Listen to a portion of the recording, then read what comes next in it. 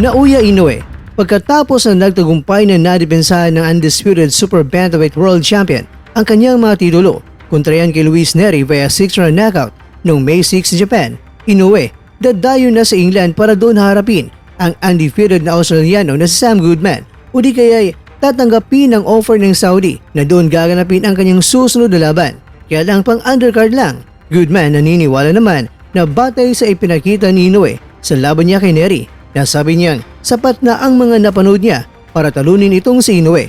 Ito po ang mga nilalaman ng ating kwentuhan. Kaya tara, kwentuhan na!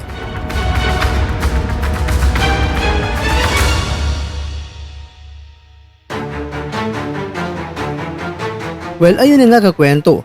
Dalawa ngayon ang pagpipilian ng Team Inoue ang lalaban sa London sa Wembley Stadium kontra yan kay Goodman ngayong buwan ng Setyembre o Disyembre na may seat capacity na 90,000. Tinalugan pa dito ang Tokyo Dome dahil meron lamang ito na 50,000 seats capacity o di kaya'y lalaban itong si Inoue sa Saudi. Kaya lang, gagawing undercard lang ito sa paparating na laban ng British heavyweight star na si Anthony Joshua yung September 20 o di kaya'y sa September 21. Interesado kasi ang His Excellency Turki Al-Sheikh na gawing undercard itong si Inoue kay Joshua, pero ganun pa man, parang hindi ko lubos maisip na tatanggapin niya ni Inoue na maging isang undercard lang, lalong-lalo na siya ay isang superstar sa Japan. Ang susunod kasi na ruta ni Inoue ay maaring didepensa niya ang kanyang mga titulo kontra sa hindi pa talaga subok na boksingero na si Goodman o di kaya siya ay akyat na sa featherweight division. Pero para sa akin kakwento, dahil sa knockdown na natanggap niya kay Nery sa round 1, parang malabo pa siguro na akyat na kaagad si Inoue sa featherweight at harapin niya ang mga killers ng mga top contenders doon at syempre ang mga kampiyon tulad na lang ni Ray Vargas. At isama mo na rin yan itong si Robeisy Ramirez at marami pa.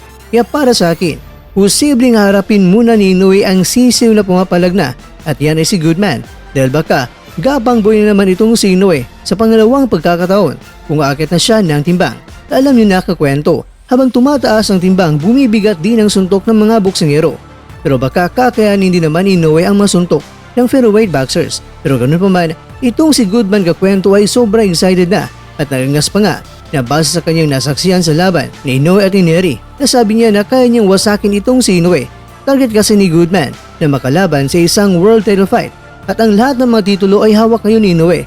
Kaya gusto niyang pulbusin itong si Inoue at 4 na kagad ang titulo na makukuha niya.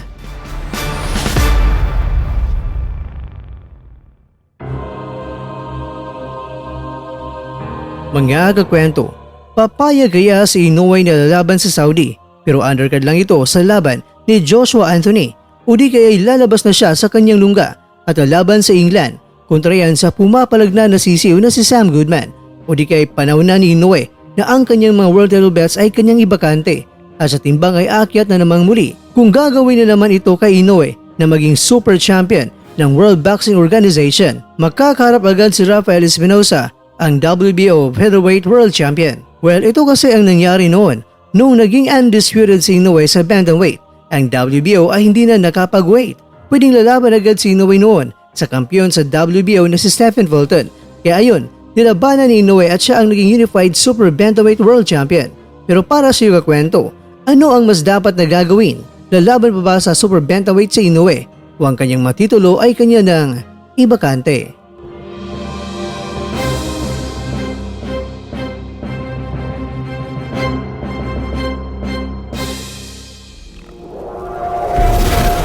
At dyan, nagtatapos ang ating kwento.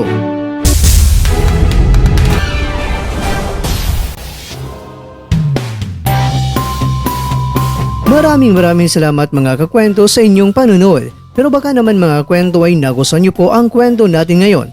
Baka pwede niyo po kung mabigyan dyan ng like, subscribe at pa-click na rin sa bell button.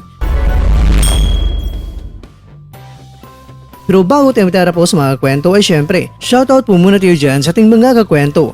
Kay kakwentong Sam Adventure, kay kakwentong June Domingo, kay kakwentong Jubilinga, at kakwentong nanonood ngayon, shoutout sa iyo dyan. Bueno, hanggang dito lang po muna ang ating kwentuhan at abangan nyo lang po ang ating susunod na video.